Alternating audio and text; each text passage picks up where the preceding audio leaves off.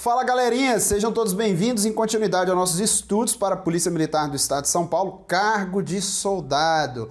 Nos estudos passados, artigo 37 da Constituição, aqui na tela com vocês, nós falamos sobre os princípios da administração pública. Começo aqui fazendo uma revisão geral, como eu disse para vocês, esses princípios que regem a administração pública não se aplicam única e exclusivamente para a administração direta. O que seria essa administração direta? Seriam os órgãos da Presidência da República, dos entes federativos como o Estado, como o município, se aplica o poder judiciário, se aplica o poder legislativo e também para a administração indireta também. Não sei se você sabe, a administração indireta é composta pelas autarquias, pelas empresas públicas, pelas sociedades de economia mistas e pelas fundações públicas. Por exemplo, o Estado, ele decide prestar um determinado serviço público não por um órgão público, e sim por uma pessoa jurídica de direito privado diverso do Estado. Então cria por lei, por exemplo, uma autarquia, né? Ou então cria, por autorização legislativa, uma empresa pública que presta um determinado serviço público. Ou então vai explorar um petróleo, por exemplo, cria uma sociedade de economia mista. As regras são mais flexíveis, não se submetem à administração pública como um órgão público se submete. Tem uma administração própria que exerce um mandato, não se submete a uma hierarquia para a administração, apenas a um controle, uma supervisão ministerial aos conceitos básicos da administração. Mas em se tratando, né, de um órgão, de um ente que, embora da administração indireta, mas é parte da administração pública, precisa sim vincular-se aos princípios da administração pública. E para fins de prova, quais princípios são esses? Guarde, anote aí na sua prova. É o LIMP: legalidade, impessoalidade, moralidade, publicidade e eficiência. Falamos que para a legalidade, quando nós estudamos o artigo 5º da Constituição, para você particular que não desempenha funções públicas, ou para você que desempenha, mas no exercício das suas atribuições privadas, na sua folga, no seu dia a dia, se aplica o princípio da legalidade negativa, segundo a qual você não é obrigado a fazer ou deixar de fazer algo, senão em virtude de uma lei. Tanto é que há o crime de constrangimento ilegal quando alguém, usando da violência ou da grave ameaça, te constrange a fazer algo que a lei não determine ou te obriga a fazer algo que a lei, ou te impeça de fazer algo que a lei permita, não é mesmo? Já para a administração pública, pessoal, não. Para a administração pública se aplica o princípio da legalidade positiva. A administração pública só pode fazer aquilo que a lei determina ou que a lei permita. Se não há previsão legal determinando ou permitindo, a administração pública não pode praticar determinado ato administrativo. Isso é o princípio da legalidade. Quando nós falamos em impessoalidade, os atos da administração pública não podem ser voltados para prejudicar ou para privilegiar determinadas pessoas, né? A lei, inclusive, fala que a publicidade dos atos terá caráter educativo, de orientação social, vedada à promoção pessoal de agentes públicos. Olha só, a publicidade dos atos, programas, obras, isso aqui é o artigo 37, parágrafo 1º. A gente vai ver esse dispositivo. Cai na sua prova, viu? A publicidade dos atos, programas, obras, serviços e campanhas dos órgãos públicos deverá ter caráter educativo, informativo ou de orientação social. Dela não podendo constar nomes, símbolos ou imagens que caracterizem promoção pessoal de autoridades ou servidores públicos.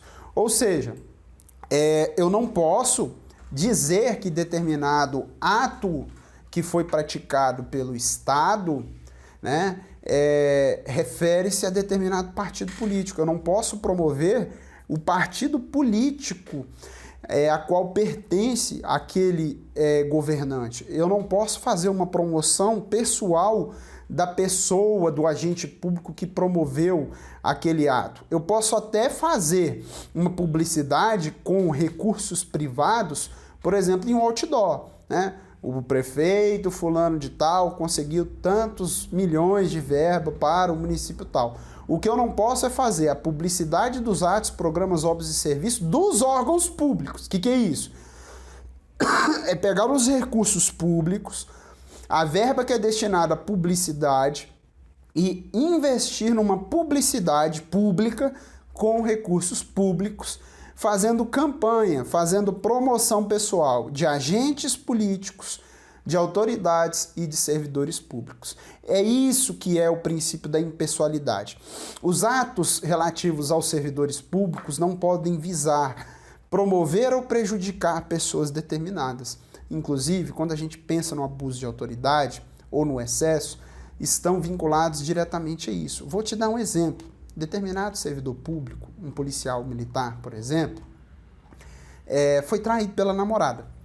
E visando se vingar da namorada, ele começa a acompanhá-la de viatura enquanto ela se desloca para o serviço. E mesmo ela violando algumas regras de trânsito, ele começa a lavrar multas constantes para essa menina. Esse agente, ele está autorizado a lavrar multas quando constata irregularidades? Sim, ele está autorizado. No entanto, a finalidade do ato administrativo de notificação de trânsito é atender ao interesse público, não prejudicar pessoas determinadas.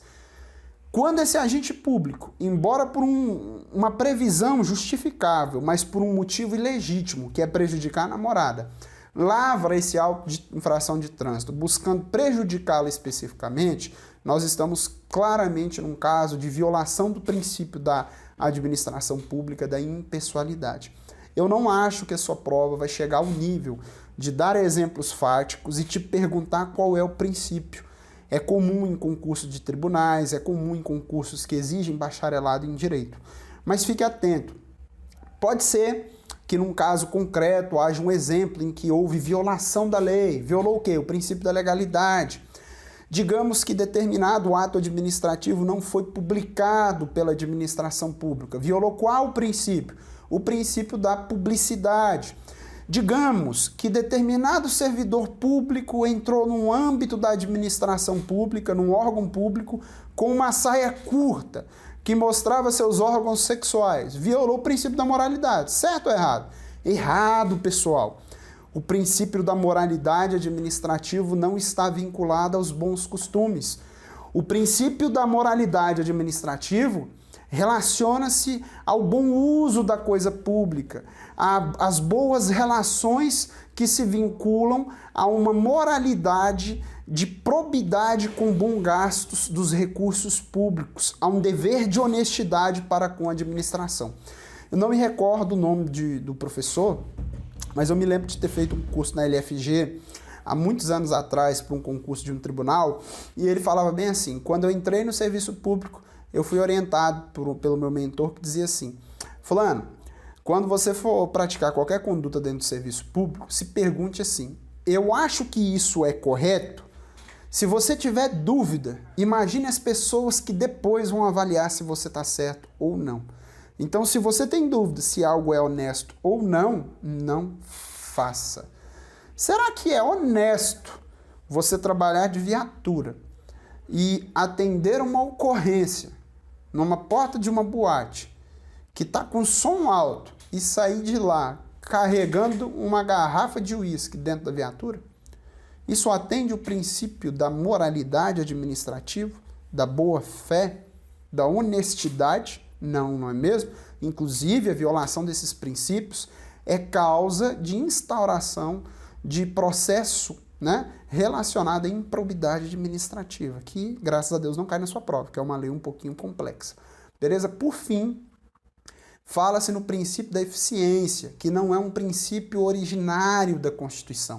Quando a Constituição foi esculpida em 1988, não fazia parte dos princípios da administração pública. Foi incluído em 1998, durante a gestão do presidente Fernando Henrique Cardoso, por meio da emenda constitucional número 19.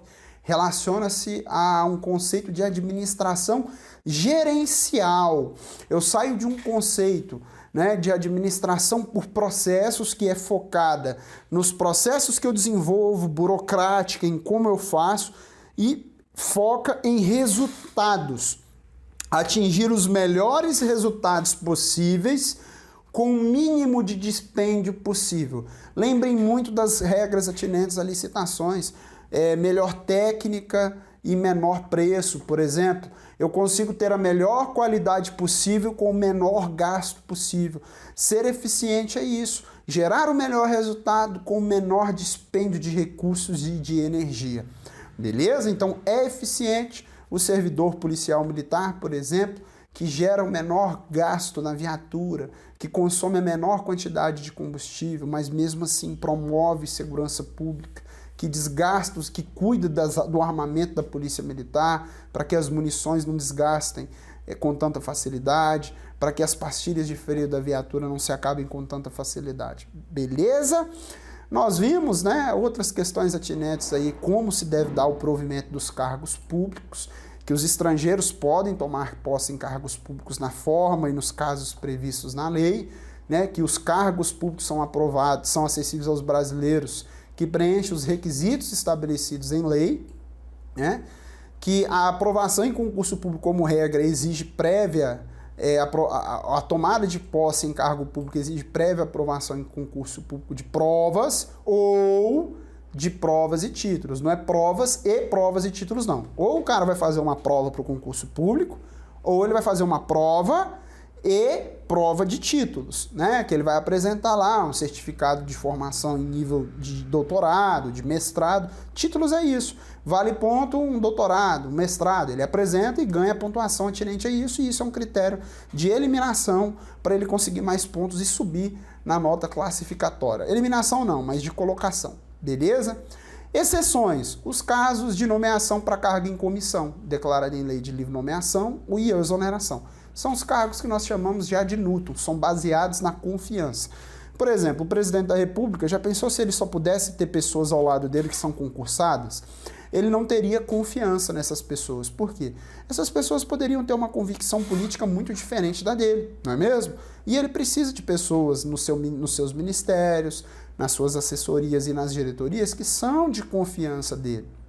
Por isso, a Constituição assegura que cargos de direção, chefia e assessoramento somente possam ser exercidos por pessoas que não são aprovadas em concurso público, mas elas podem ser nomeadas e exoneradas a qualquer momento e, inclusive, pessoal, sem justificativa. Beleza? Vimos também que existem as funções públicas e essas funções públicas só podem ser exercidas por quem é servidor público. Já os cargos em comissão, existe um percentual que precisam ser providos também por quem é servidor público. Função pública, só quem é servidor público efetivo. Cargo público tem uma quantidade mínima que precisa ser de quem exerce cargo público efetivo. Vimos também que empregados públicos são aquelas pessoas que passaram em concurso público, mas são regidas pela CLT. Elas não possuem um vínculo jurídico com o Estado, regidos por estatuto. Não existe uma lei aprovada para elas que diga como são as regras referentes à aposentadoria, regras referentes à tomada de posse, regras referentes a licenças específicas sobre afastamentos, regras referentes a vantagens. Existe a CLT e ela segue a regra da CLT, não existe estabilidade. Emprego público é assim, cargo público tem um regime jurídico próprio. Por que isso? Via de regra, quem trabalha na administração pública direta, Presidência da República, Polícia Militar, Polícia Civil, Polícia Federal, trabalha sob um regime jurídico específico, exerce cargo público, é servidor público, né? Já quem trabalha em empresas da administração indireta, pessoas jurídicas de direito privado da administração indireta, via de regra são regidas pela CLT, beleza? Via de regra, tranquilo? Vimos também que o concurso público ele tem a duração de até 2 anos, podendo ter um prazo menor. O constitucionalista previu o seguinte: pode durar até 2 anos e ser prorrogável uma única vez por igual período. Então, se eu coloco que o concurso tem a validade de 1 ano, eu posso, no fim desse período de 1 ano, prorrogá-lo por 1 ano também, beleza? Não pode ter prazo superior. E durante o período improrrogável, eu posso até abrir outro concurso. Mas aquele candidato aprovado no concurso anterior tem que ser chamado em preferência sobre os novos candidatos aprovados. Fiquem atentos, porque, por exemplo, se você já fez concurso para tribunais federais, se você já fez concurso para a União, a 8.112, ela fala que no período improrrogável do concurso não pode abrir novo certame. Então ela está em desconsonância com a Constituição Federal. Então o que vai valer é a Constituição. Na prática, os órgãos públicos, a administração pública não abre novos editais enquanto o concurso está em vigor, durante o prazo de vigência e durante o prazo de prorrogação. Beleza? Não há porquê. Mas se quiser, pode abrir. Só que se tiver 500 pessoas aprovadas, o primeiro colocado do concurso novo não pode ser chamado até que todas as pessoas aprovadas dentro das vagas sejam nomeadas. Beleza? Não vou continuar analisando os dispositivos que nós já vimos, simplesmente porque nós já falamos sobre isso, beleza? Só um detalhe aqui, ó, é garantido ao servidor público civil o direito à livre associação sindical. Um de vocês, inclusive, me perguntou isso. Então, o militar, ele não pode ser sindicalizado? Não, não pode ser sindicalizado.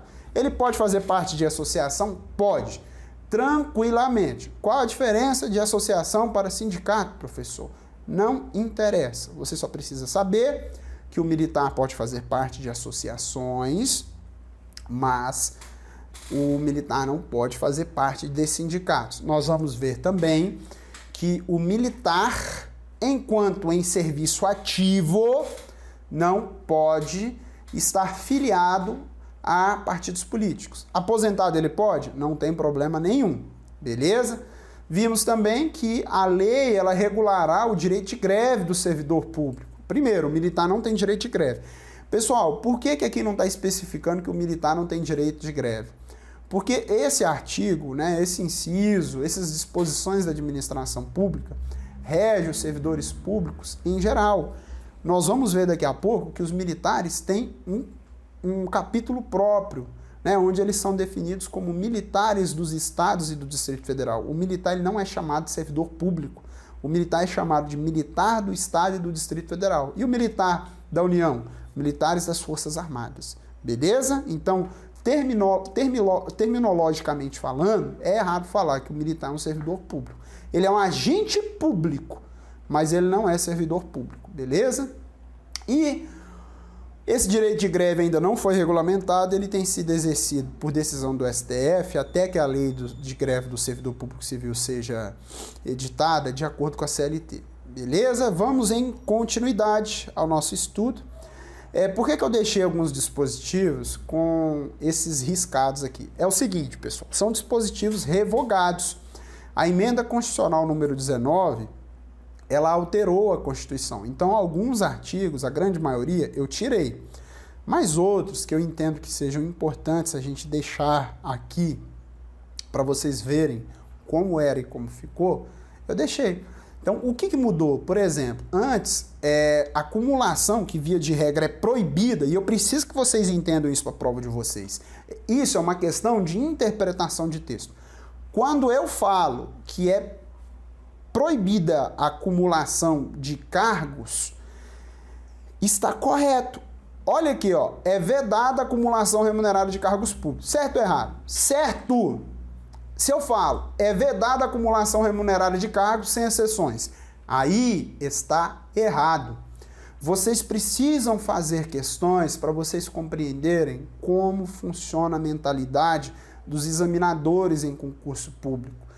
Não adianta você querer brigar com a banca. Você precisa entender como a banca funciona. E você que está começando a estudar para concurso público agora, e eu já fui muito assim, você precisa entender o seguinte: você quer ser feliz ou você quer ter razão? Se você programar a sua mente para entender esse raciocínio, você vai ser feliz e vai se adaptar.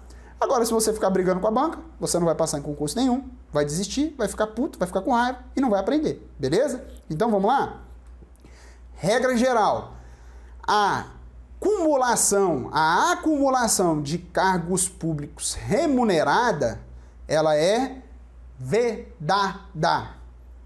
Antes, se houvesse alguns requisitos que eu vou explicar, era permitido de 2 cargos de médico. O que mudou? Agora é permitido 2 cargos ou emprego privativo de profissionais da saúde. O que é isso? O enfermeiro agora pode acumular cargo. Outros profissionais, instrumentador cirúrgico, que não são médicos, mas são da área da saúde, podem acumular cargos públicos. Ah, Leandro, vai cair na prova se o fisioterapeuta pode acumular? Pessoal, eu não sei se o fisioterapeuta é profissional de saúde. Não sei lá, se era da educação física. Não interessa, a sua prova não vai querer saber isso de você. Você não fez curso de medicina, você não fez curso de enfermagem.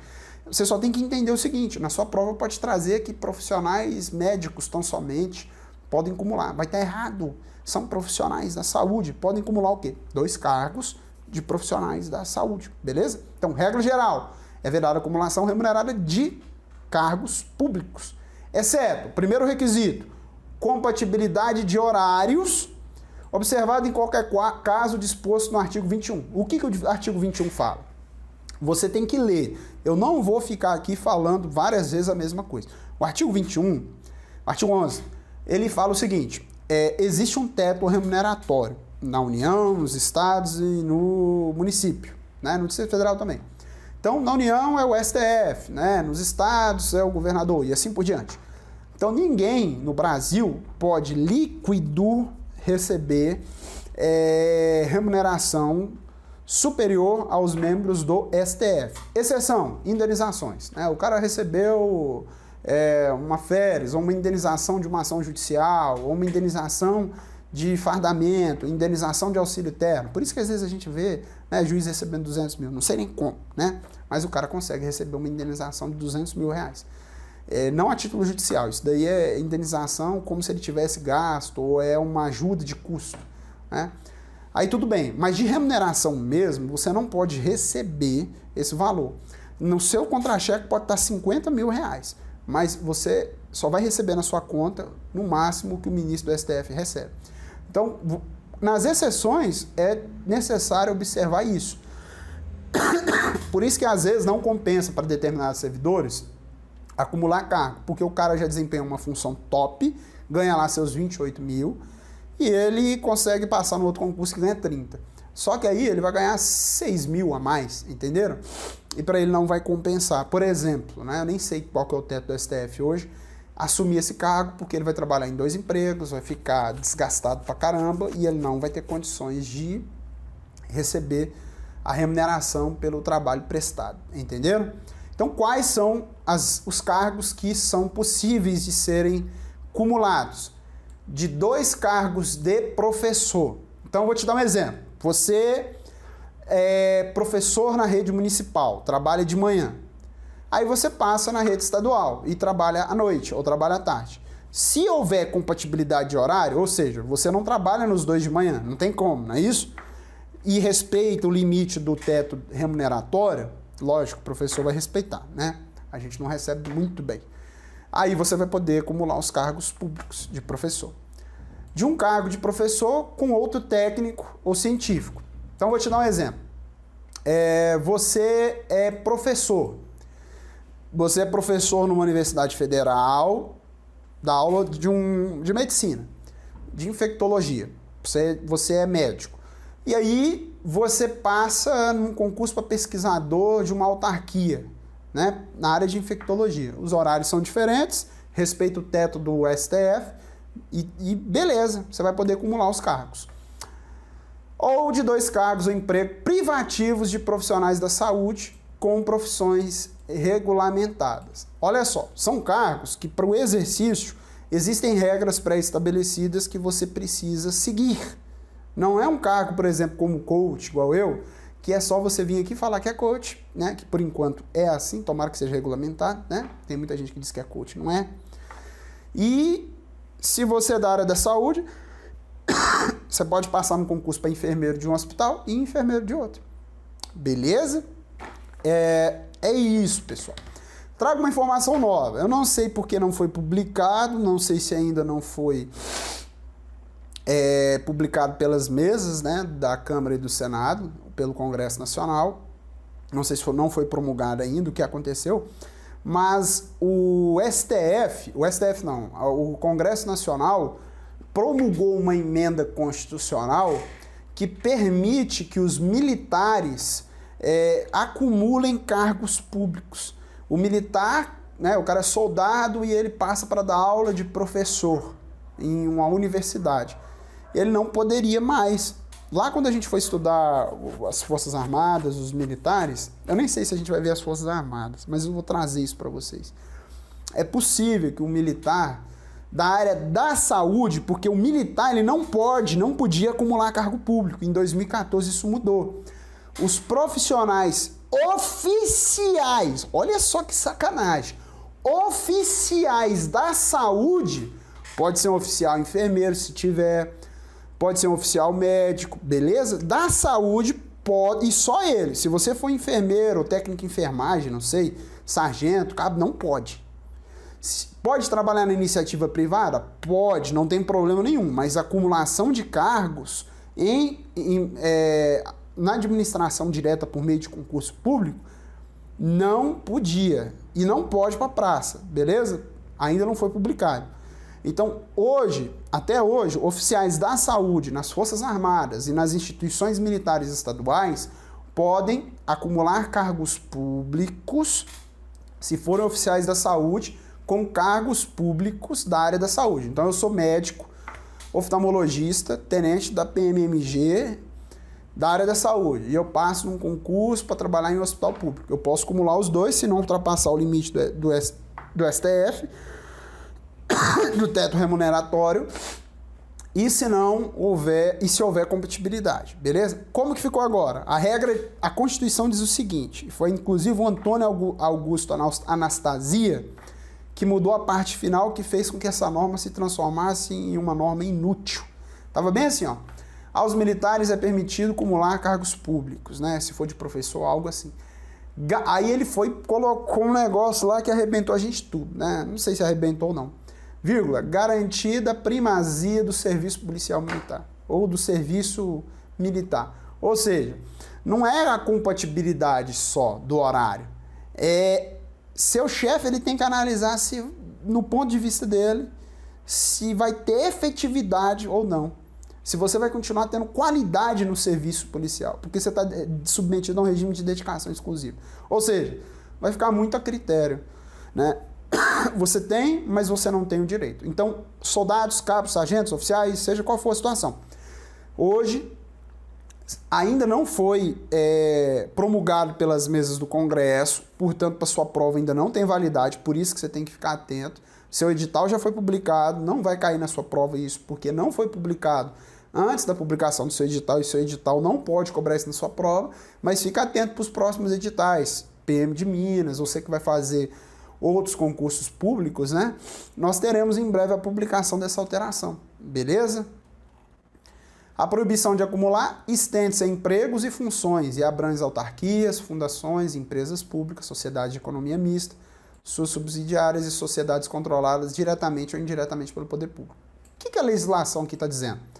Não é só na administração direta, não é só na polícia, não é só no bombeiro, não é só na presidência da República, não é só na área da saúde,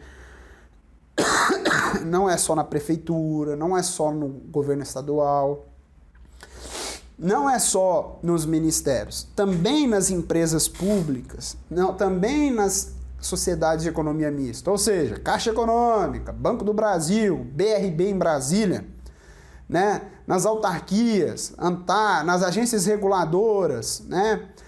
Na Anvisa da vida, né? Na Infraero, eu não sei se a Infraero é uma da administração indireta, se não foi privatizada, não tenho esse conhecimento. Mas em toda administração indireta, inclusive as subsidiárias, empresas criadas pelas empresas públicas, pela sociedade de economia mista, se você passou em um concurso para essas empresas e você passa em outro, você tem que ver essa compatibilidade para você tomar posse em outro cargo, beleza? A administração fazendária e seus servidores fiscais, não é só está escrito seus servidores. são servidores fiscais, terão dentro de suas áreas de competência e jurisdição. Ou seja, não é em tudo, é só na área de suas competências e jurisdição, precedência sobre os demais setores administrativos. Pessoal, eu estou um pouco gripado ainda, então desculpem. O que é isso? A administração fazendária, ela se relaciona com o fisco, né? É o leão. São as áreas que envolvem arrecadação de tributos, né? Receita Federal, Receita Estadual, Receita Municipal. Isso se relaciona à fiscalização. São aqueles agentes que verificam, que fazem fiscalização, são aqueles órgãos que são competentes por realizar atribuições de fiscalização. Significa dizer que essas pessoas, esses agentes, dentro do contexto de administração, dentro do desempenho das suas funções, no local onde exerce as funções, eles estão no desempenho da função com uma atribuição um pouco maior sobre os demais servidores. Isso é para evitar que eles sejam impedidos de atuar. Então, quando eles chegarem no órgão público para fazer uma fiscalização, eles terão precedência. O que é isso? Não serão superiores, mas eles têm competência para tomar providências e se eles não forem respeitados, pode ser tomado providências muito sérias contra eles, como acionamento da Controladoria Geral da União, por exemplo, se for um órgão na União, a Corregedoria do órgão, beleza? Somente por lei específica poderá ser criada autarquia e autorizada a instituição de empresa pública, sociedade de economia mista e fundação, cabendo a lei complementar, neste último caso, definir suas áreas de atuação. Então, olha só, para eu criar uma autarquia, eu preciso que o Congresso Nacional, né, no caso da União, ou nos estados da Assembleia Legislativa, ou no município da Câmara dos Vereadores, crie uma lei específica só para isso, né? Por exemplo, vamos falar de uma autarquia aqui de Uberlândia, aquela empresa que trata de água e esgoto, esqueci o nome dela, né? DEMAI, né? É uma autarquia municipal. Para a criação dela, do DEMAI, eu preciso de uma lei específica aprovada que cria. Já para eu criar uma empresa pública, sociedade de economia mista e fundação, eu preciso de uma autorização legislativa. Qual a diferença? Para a sua prova, você só precisa saber. Eu preciso de uma lei que cria uma autarquia.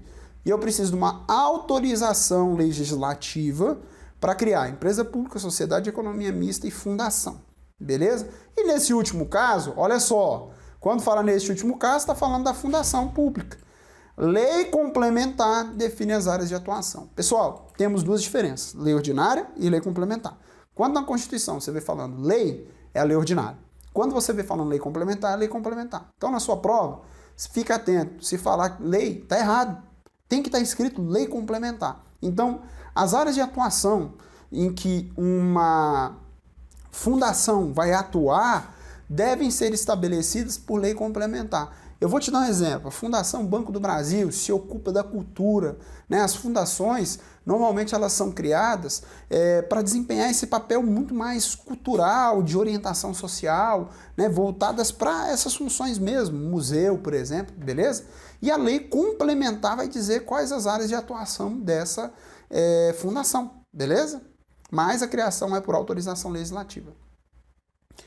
Depende de autorização legislativa, em cada caso, a criação de subsidiárias das entidades mencionadas no inciso anterior, assim como a participação de qualquer delas em empresa privada. Basicamente é o seguinte, eu tenho uma empresa pública, uma sociedade de economia mista principal. E aí eu quero num estado, por exemplo, criar uma agência bancária, uma caixa, não sei, uma subsidiária da empresa pública, né? Aí o que eu faço? Eu preciso de uma autorização legislativa, não é uma lei específica, é uma autorização legislativa para criar aquela subsidiária, beleza? Bem como a participação delas em qualquer empresa privada. Lembrando, pessoal, a sociedade de economia mista, parte do dinheiro dela, do capital dela, é privado. A distinção da empresa pública para a sociedade de economia mista é essa. A empresa pública, todo o recurso dela, todo o capital é público. A sociedade de economia mista, por isso que fala, economia mista, parte dela é privado, capital, e parte dela é público. Mas, no mínimo 51% tem que ser capital público. Beleza? Lembrando, pessoal, que a sociedade de economia mista, as empresas públicas, não estão sujeitas ao regime de falência previsto na legislação civil. Elas só podem ser criadas conforme as regras da Constituição, autorização legislativa, e só podem ser extintas também por meio de autorização legislativa. Elas não falem conforme as regras de falência previstas na legislação. Ressalvados os casos específicos na legislação, as obras, serviços e compras e alienações serão contratados mediante processo de licitação pública, que assegure igualdade de condições a todos os concorrentes, com cláusulas que estabeleçam obrigações de pagamento, mantidas as condições efetivas da proposta, nos termos da lei, o qual somente permitirá as exigências de qualificação técnica e econômica indispensáveis à garantia do cumprimento das obrigações. É o princípio, pessoal, da licitação nas contratações de obras, compras e alienações e serviços também da administração. Então, como regra geral, a administração pública como um todo só pode contratar por meio de licitação, ressalvados os casos previstos na legislação, beleza? Há algumas distinções para as empresas públicas, para a sociedade de economia mista, em alguns casos, mas isso não vai ser objeto de cobrança na sua prova, tá bom? As administrações tributárias da União, dos Estados, do Distrito Federal e dos municípios, atividades essenciais ao funcionamento do Estado, exercido por servidores de carreira específica, terão recursos prioritários para a realização de suas atividades e atuarão de forma integrada, inclusive com compartilhamento de cadastros e informações físicas, na forma da lei ou convênio. É a lei reconhecendo a importância da atividade de arrecadação tributária, né, dizendo que os entes federativos terão união de dados, união de atividades e informações fiscais. Eu falei físicas, mas são fiscais, né, para o desempenho e cruzamento de dados. Nós já falamos sobre o princípio da publicidade e da impessoalidade. A não observância do disposto no inciso 2 e 3 implicará a nulidade do ato e a punição da autoridade responsável. Nós vimos esses incisos, né, eu não vou repetir, mas são violações aí ao princípio relacionado ao concurso público, relacionado aos atos da administração. A lei disciplinará as formas de participação do usuário na administração pública, direta e indireta, regulando especialmente as reclamações relativas à prestação de serviços públicos em geral, assegurada a manutenção do serviço de atendimento ao usuário e avaliação periódica, externa e interna da qualidade do serviço. Isso daqui não tende a cair na sua prova, é simplesmente você ler e entender que a administração tem que garantir a participação social do administrado na administração pública como forma de controle social. E quando nós vamos estudar a Lei 12.527 de 2011, que fala sobre a Lei de Acesso à Informação, um dos dispositivos que regulamenta essa lei é o artigo 37, parágrafo 3º, inciso 1º, que é, como princípio, o controle social da sociedade sobre os atos da administração. Então, a lei ela tem que disciplinar a forma que a sociedade participa dos atos praticados pela administração como forma de garantir o controle social. Olha só, o acesso dos usuários a registros administrativos, informações sobre atos do governo. Observar o disposto no artigo 5º, inciso 10 e 33. Quando que nós vamos ter restrições a isso? Quando houver risco à sociedade ou ao Estado. Planos de governo que envolvem atividades secretas, pesquisas científicas, atividades de espionagem, informações de caráter pessoal, essas coisas objetivas, né, que não dizem interesse coletivo, que não são de interesse público, elas são resguardadas. Informações sobre estratégias de Estado, estratégias de governo, elas são informações sensíveis e podem estar submetidas a um grau de sigilo. A disciplina da representação contra o exercício negligente ou abusivo de cargo, emprego ou função na administração pública, né? É o direito de representação contra a prática de atos negligentes e atos também de abuso de autoridade e má gestão na administração, atos que violam inclusive a moralidade administrativa. Olha lá, os atos de improbidade administrativa importarão, vamos ler? Suspensão dos direitos políticos, a perda da função pública, a indisponibilidade dos bens e o ressarcimento ao erário, na forma e gradação prevista em lei, sem prejuízo da ação penal cabível. Olha só, via de regra, nós temos a independência das instâncias. O que a lei está querendo dizer? Independente de promover ou não a ação penal, nós vamos promover a ação civil de improbidade administrativa, e essa lei ela vai prever que o indivíduo que uma vez seja condenado, ele vai ter cuidado, não existe cassação de direitos, existe perda ou suspensão. Nós falamos sobre direitos políticos, se não me engano, não, falamos sobre direitos políticos? Não me recordo. Mas a pena que nós temos aqui é suspensão, é uma pena de caráter temporário. Ela se submete a um período de tempo. Suspende-se os direitos políticos durante um lapso temporal. Se eu não me engano, no caso de enriquecimento ilícito é de até 10 anos, de 8 a 10. No caso de dano ao erário é de 8 a 10.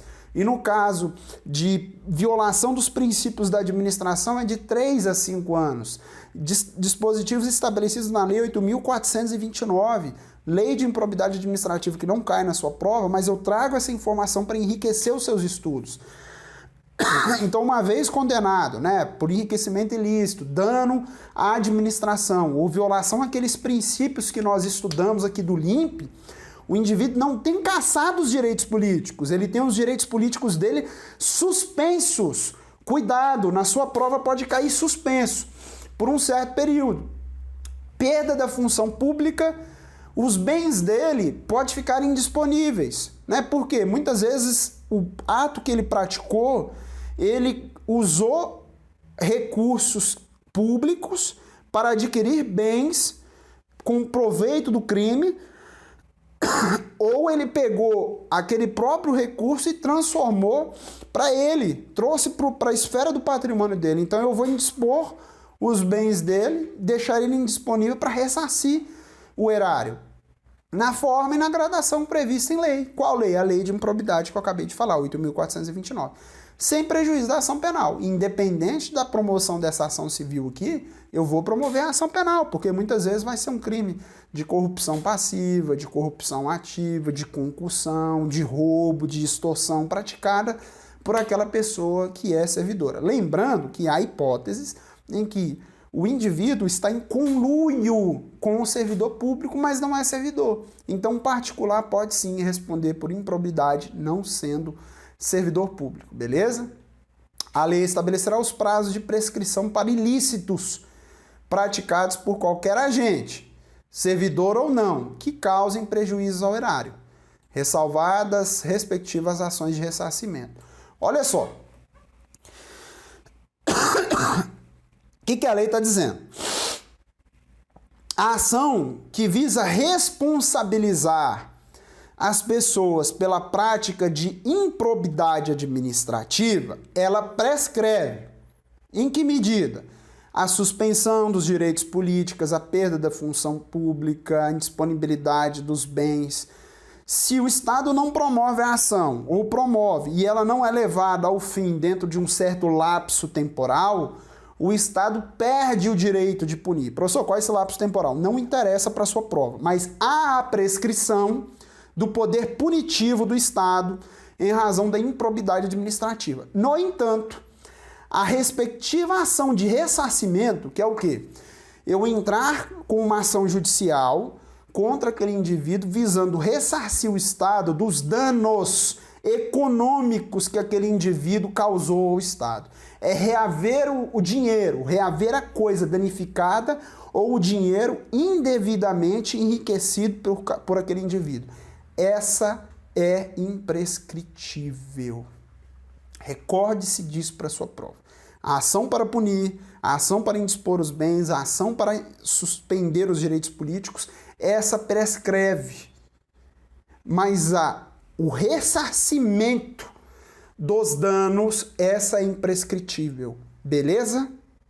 Isso nós não estamos falando de crime, nós estamos falando de uma ação civil de improbidade.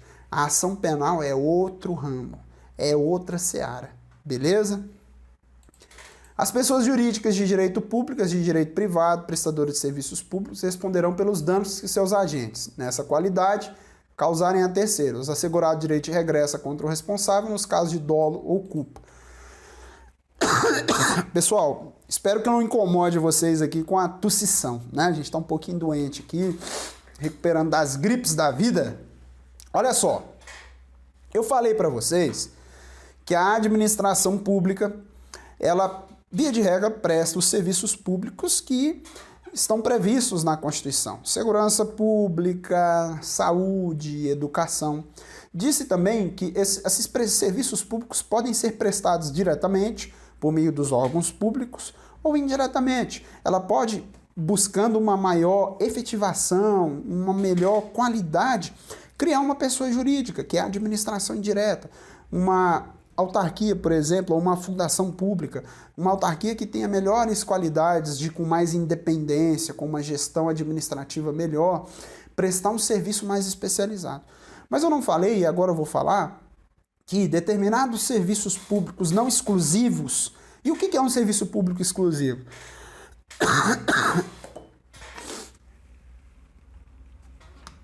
Segurança pública, né, por exemplo, é um serviço público exclusivo. O particular, né, não pode montar uma empresa e sair patrulhando as vias públicas, armado, prestando serviço público para os outros. Muito embora aconteça em alguns estados, Rio de Janeiro, por exemplo, isso é proibido, né? Constituição de milícia privada, por exemplo, né? Não existe essa possibilidade. O Estado tem a prestação do serviço de segurança pública, por exemplo, como um serviço exclusivo de Estado. Então, os serviços que não são exclusivos de Estado podem ser delegados tanto para um órgão, pode ser delegado tanto para uma pessoa jurídica de direito privado da administração indireta, quanto para um particular, né? Por meio de licitação, via de regra, por exemplo, da modalidade de concorrência, abertura de edital, tudo bonitinho. Então, uma empresa privada, por exemplo, que vença uma licitação, ela está prestando um serviço público. Transporte público, por exemplo, que não é um serviço público exclusivo do Estado.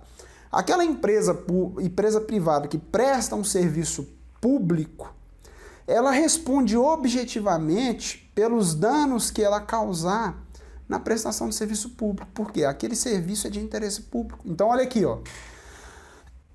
As pessoas jurídicas de direito público e as de direito privado, seja da administração indireta, seja pessoas que são particulares, pessoas jurídicas de direito privado, por exemplo, de serviços públicos, mas tem que ser de serviço público, beleza? Responderão pelos danos que seus agentes, nessa qualidade, causarem a terceiros, assegurado o direito de regresso contra o responsável no caso de dolo ou culpa. Então, basicamente é o seguinte, eu sou policial, estou de viatura, começo a perseguir um indivíduo criminoso. Em determinado momento, ele fura o semáforo e eu furo também atrás. Uma moça está passando de carro e eu bato no carro dela e ela vem a óbito. Eu causei a um terceiro um dano, o óbito. Gera para o Estado automaticamente o dever de indenizar. Não é necessário discutir dolo e culpa do Estado. É necessário discutir só a minha conduta e o dano que a pessoa sofreu. Houve conduta? Houve. Furei o semáforo, bati na pessoa. Houve resultado? Houve. Ela veio a óbito. Exemplo. Ou ela machucou. Conduta, resultado. Beleza? Se o particular ou a família do particular conseguir comprovar isso, automaticamente gera responsabilidade objetiva do Estado de responder. Ou da empresa privada, seja da administração indireta, seja um particular concessionário de serviço público, de indenizar. Em relação a mim, agente público do Estado ou servidor ou particular que presta serviço na empresa privada, na sociedade de economia mista, para que eu seja responsabilizado, primeiro tem que mover uma ação contra o Estado, contra a empresa privada, né, contra a sociedade de economia mista, a administração indireta lá, E ela sendo responsabilizada, aí sim, o que vai acontecer? Ela vai entrar com uma ação de regresso contra mim, nos casos em que comprovar dolo ou culpa minha. Então, no caso do Estado, discute-se a conduta e o resultado. No meu caso, tem que comprovar que eu tive dolo, que é a intenção de causar o resultado, né? Ah, eu quis matar. Ou... Desculpa, pessoal. Ou tem que comprovar a minha culpa, a minha imprudência, a minha negligência ou a minha imperícia. Por isso, cuidado. Né? Não é porque você é policial que você está autorizado a furar semáforos. Você é responsável pelos seus atos, beleza? A lei disporá sobre os requisitos e as restrições ao ocupante de cargo ou emprego da administração direta e indireta, que possibilite o acesso a informações privilegiadas. É só decorar. A autonomia gerencial, orçamentária e financeira dos órgãos e entidades da administração direta e indireta poderá ser ampliada mediante contrato a ser firmado entre seus administradores e o poder público que tenha por objeto a fixação de metas de desempenho para o órgão ou entidade, cabendo a lei dispor sobre o prazo do contrato, o controle, critérios, atividades de desempenho e a remuneração do pessoal. O que é isso, pessoal? O contrato de gestão, ele visa dar aos órgãos públicos e às entidades da administração indireta mais autonomia, né, para o desempenho das suas funções. Na grande verdade, a administração, os grandes doutrinadores criticam muito isso, porque você está privilegiando empresas, órgãos e entidades da administração indireta que são improdutivos. O que é isso? Está numa situação caótica, está sem qualidade, o que eu vou dar? Vou dar mais autonomia. Eu vou aumentar a remuneração, vou dar autonomia, vou dar mais recurso público para essa entidade para ela tentar crescer. Quando, na verdade, eu deveria ingerir, cortar pessoal, reduzir custo, eu estou dando mais autonomia, né? Então, o contrato de gestão prevê isso. Eu dou mais autonomia para aquela entidade que está querendo se reestruturar e alavancar um crescimento, beleza? O disposto no inciso 11 aplica-se à empresa pública, sociedade de economia mista e suas subsidiárias, que recebam recursos da União, dos Estados, do Distrito Federal, dos municípios para pagamento de despesas do pessoal e de custeio geral. Se vocês observarem, os dispostos acerca do teto remuneratório, em nenhum momento no artigo 11 fala que se aplica às empresas públicas e à sociedade de economia mista e às subsidiárias. Mas, que é o limite do teto remuneratório do STF, né?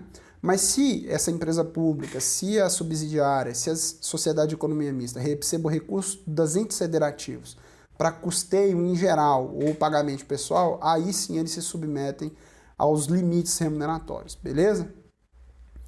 É vedado a recebimento simultâneo de proventos de aposentadoria decorrente do artigo 40, do artigo 42 e 142 com a remuneração de carga, emprego e função pública.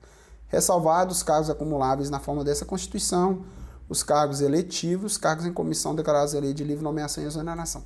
Pessoal, isso aqui é muito importante. Basicamente, não é nem para a prova, é para a vida. Eu tenho uns amigos meus que estão se aposentando na Polícia Militar. Aí eu viro para eles e falo assim, ô fulano, e aí, você está aposentando, o que você vai fazer? Pô, Leandro, eu estou formando em Direito, né? Falta 2 anos para aposentar. Eu tô doido para prestar um concurso para juiz, cara. Que eu já tô aposentado, eu já tenho minha aposentadoria e eu vou aposentar, passo no concurso, fico recebendo a remuneração de sargento e o subsídio de juiz. Como assim?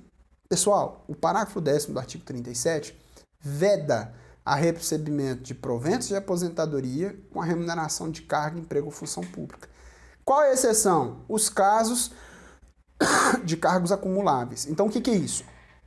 Você trabalha em 2 cargos públicos acumuláveis na forma da Constituição. 2 de professor, ou seja, não ultrapassa o teto da Constituição, né? Tem limite de horário respeitável, os horários são compatíveis e os cargos. Ou é de 2 de professor, ou é um de professor com profissão técnica ou científica, ou é de 2 profissionais da área de saúde. Belezinha? Tranquilo. Aí, tem 10 anos que você já está num cargo de professor e passa em um cargo de outro professor.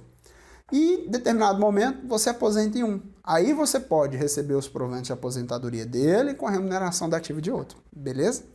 É isso. Você não pode receber a remuneração de um cargo que você atua e os proventos de aposentadoria de outro. Qual é a exceção da exceção da exceção? Você está aposentado como servidor público civil. Aí alguém te chama para desempenhar um cargo de secretário de saúde numa prefeitura. É um cargo em comissão. Aí sim, você recebe sua aposentadoria e você recebe aquela remuneração daquele cargo em comissão. Ou você é eleito vereador. Aí você pode acumular aquela remuneração. É só cargo eletivo e cargo em comissão de livre nomeação e exoneração. Ou então, você pode acumular as duas, a aposentadoria e a remuneração da ativa, de cargos que, na forma da lei na ativa, são cumuláveis, beleza? Não serão computados para efeitos dos limites remuneratórios de que trata o inciso 11, as parcelas de caráter indenizatório previstas em lei. Tá vendo aqui? Eu não computo como limite do teto remuneratório aquilo que é considerado parcela indenizatória, que na forma da lei, beleza? Isso aqui vocês dão uma lida, é os percentuais que são considerados para fins do Estado, né? No Estado, o limite é a remuneração do desembargador, beleza? Ao servidor público da administração direta, autarquia fundacional, no exercício de mandato eletivo, aplica-se as seguintes disposições. Ou seja, você é servidor público, né, da administração direta. Ou se for da administração indireta, é de autarquia e fundação. Aqui não está falando nada de empresa pública e sociedade de economia mista. Lembre-se disso. Não se aplica essa regra para empresa pública e sociedade de economia mista. Se você se candidata a um cargo de mandato federal, estadual ou distrital, aqui está falando municipal? Não, né? Então, tratando-se de mandato eletivo federal, estadual ou distrital, ficará afastado do seu cargo, emprego ou função. Beleza? Investido do mandato de prefeito, será afastado do cargo, emprego ou função, sendo-lhe facultado a optar pela remuneração. Então, pessoal, se você foi eleito presidente, se você foi eleito governador do estado, governador do Distrito Federal, vice-governador, vice-presidente, senador, deputado federal, deputado estadual, deputado distrital, deputado, o que for, você vai ser afastado do cargo. Beleza? E você não vai receber a remuneração do seu cargo. Tranquilo?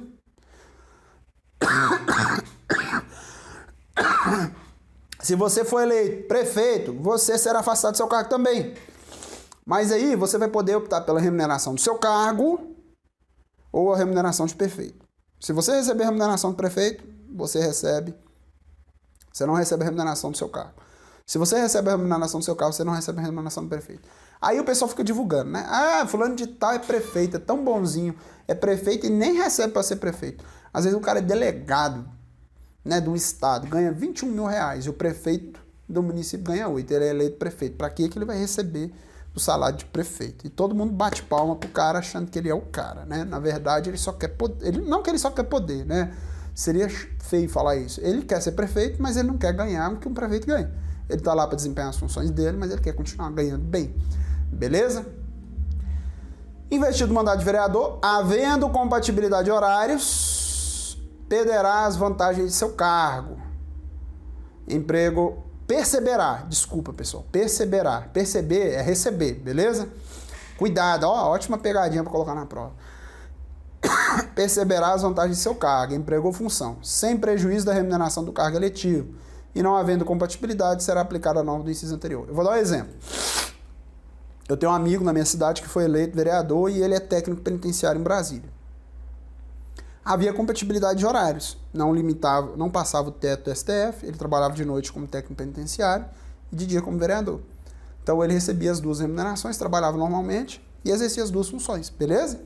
Agora, prefeito dá para fazer isso? Não. E se não houver compatibilidade, o que eu faço? Ele vai ter que escolher uma das duas remunerações.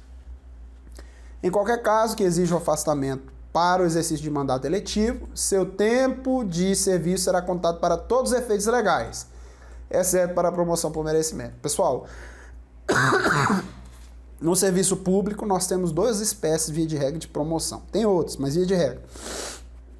Antiguidade e merecimento. O merecimento está vinculado a você fazer cursos, está vinculado à sua experiência no dia a dia, desempenho de funções, avaliações de desempenho. E a antiguidade é o seu tempo de exercício naquela função, naquele cargo, né? Isso é contado por anos no cargo. Qualquer prazo que para o exercício de cargo eletivo conte, será contado para todos os efeitos previdenciários, de aposentadoria, exceto para promoção por merecimento. Conta para todos os efeitos. Sem exceção? Não conta por promoção por merecimento. Beleza? Para efeito de benefício previdenciário, no caso de afastamento, os valores serão determinados como se no exercício estivesse. Aqui tem alguns detalhes que eu preciso falar. Essa regra não conta para os militares. Por quê? Não existe isso de você é militar, se houver compatibilidade de horário, você vai poder continuar trabalhando na polícia e ser vereador. Olha só, se você for militar e você tiver mais de 10 anos de serviço, você vai ser agregado, né, no momento da diplomação e, se eleito, transferido para a reserva remunerada, beleza? Se você não tiver mais de 10 anos, você é automaticamente, após a eleição, transferido para a reserva não remunerada. Ou seja, você tem que se afastar do serviço. Na verdade, não é nem reserva não remunerada. Você tem que se afastar da atividade. Você tem que pedir demissão. Tem que pedir exoneração, beleza? Não, essas regras não se aplicam para o militar. Lembra disso, isso aí está previsto sobre questões de direitos políticos da Constituição. O artigo 38, 39 não cai. A gente já vai direto para os militares dos estados e do Distrito Federal. Como sempre, tem os dispositivos riscados, você ler como era e como que é. Eu não vou ficar lendo isso daqui para você. Basta você saber o seguinte. Desculpa, gente, eu estou muito gripado, eu não vou ficar cortando essas tosses minhas, porque eu não tenho tempo para fazer isso. Então me perdoem pelas tosses. Ó, isso aqui tudo foi alterado. O que você tem que fazer? Você tem que ler para ver como que era, porque a sua prova pode te perguntar. Hoje, os membros da Polícia Militar, eles não são servidores públicos, eles são agentes públicos, que é um termo genérico para toda pessoa que ainda sem remuneração preste serviços públicos. Eu vou te dar um exemplo. Nós temos os particulares em colaboração com o Estado, que é o mesário, ele não recebe remuneração, ele trabalha transitoriamente sem remuneração só no dia que ele é escolhido para ir lá na Justiça Eleitoral trabalhar, entenderam? Então, ele é um agente público naquele dia, beleza? Agora, o policial militar e o bombeiro, ele é um agente público, não é servidor público para fins constitucionais. Ele é um funcionário público para fins penais, tá bom? Agora aqui, qual a terminologia correta? Ó, os membros da PM, do bombeiro, instituições organizadas com base na hierarquia e disciplina, são militares dos estados e do Distrito Federal e dos territórios. Militares dos estados, do DF e dos territórios, beleza? Aí aqui, ó, nós temos as regras, né? Aplica-se aos militares dos estados, do Distrito Federal e dos territórios, além do que vier a ser fixado em lei, as disposições do artigo 14, parágrafo 8º, do artigo 40, parágrafo 9º, do artigo 142, parágrafo 2º e 3º, cabendo a lei estadual especificar sobre as matérias do artigo 142, parágrafo 3º, inciso 10, sendo as patentes dos oficiais conferidas pelos respectivos governadores. A patente, a carta patente, é uma garantia para oficial. Quem é que concede? O governador de estado. O que você tem que fazer? Você tem que ir lá no artigo 142, parágrafo 3º, inciso 10, e ler o que tem escrito lá. Você tem que ir no artigo 14, parágrafo 8º e ler, você tem que ir no artigo 40, parágrafo 9º, 142, parágrafo 2º e 3º. É missão sua. Se você não entender, me manda uma mensagem no WhatsApp que eu te explico. Aos pensionistas dos militares dos estados, do Distrito Federal e dos territórios, aplica-se o que for fixado em lei específica do respectivo ente estatal. Então, como eu disse para vocês, a Constituição é dirigente. Ela traz as regras gerais, as garantias especiais e deixa para as leis criarem os mecanismos próprios atinentes às regras mais específicas, beleza? Então, ela só está dizendo, aplica-se às pensionistas os direitos referentes aos militares, né? Mas o respectivo ente estatal ele vai estabelecer com mais precisão. Era isso que nós tínhamos que falar sobre a Constituição Federal, sobre a administração pública, sobre o artigo 37, e nós nos encontramos na próxima aula para terminar a Constituição Federal no artigo 144. Nos vemos no próximo bloco, bloco 5, onde nós finalizaremos o artigo 144 da Constituição e vamos partir para a Constituição do Estado de São Paulo. Um grande abraço e até breve.